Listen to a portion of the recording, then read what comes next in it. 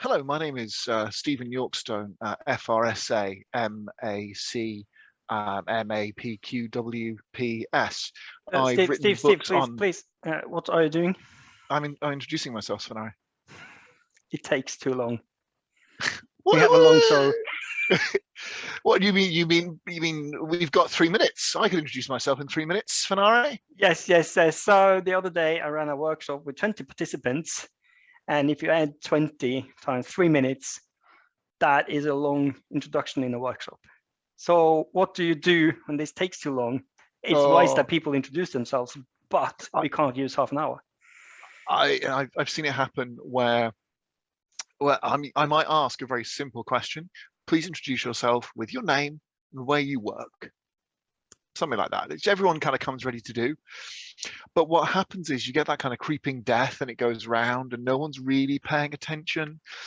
And we'll maybe talk about creeping death in another one. But inevitably someone starts off and they briefly say this, then the next person is a little bit more they've done, and then the third person is a little bit more still, then the first person, and then you're back to the problem, and then it goes back to the beginning, and the first person then says, yes, but I published these books, and it doesn't matter. I mean, so what do you do as a facilitator when even giving very clear instructions doesn't actually help?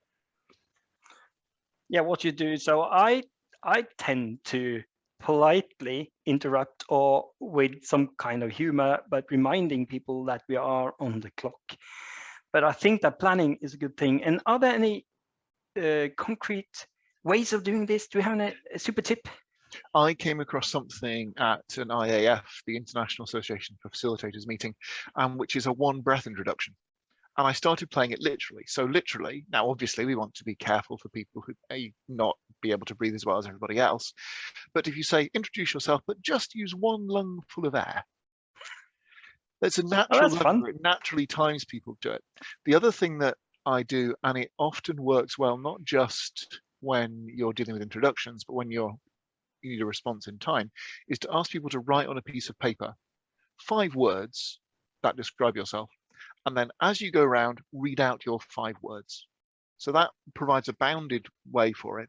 But writing it down means that they commit to it.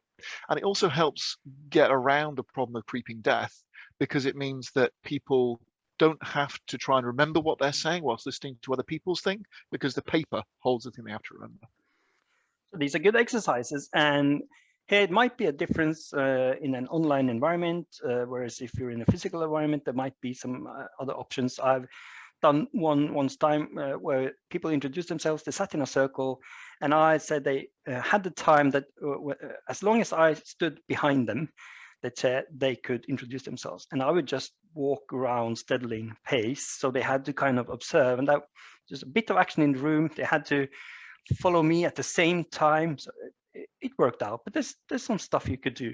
But please pay attention to this. It could take forever to ask people, not specifically, but to ask them to introduce themselves. There's a trap to fall into.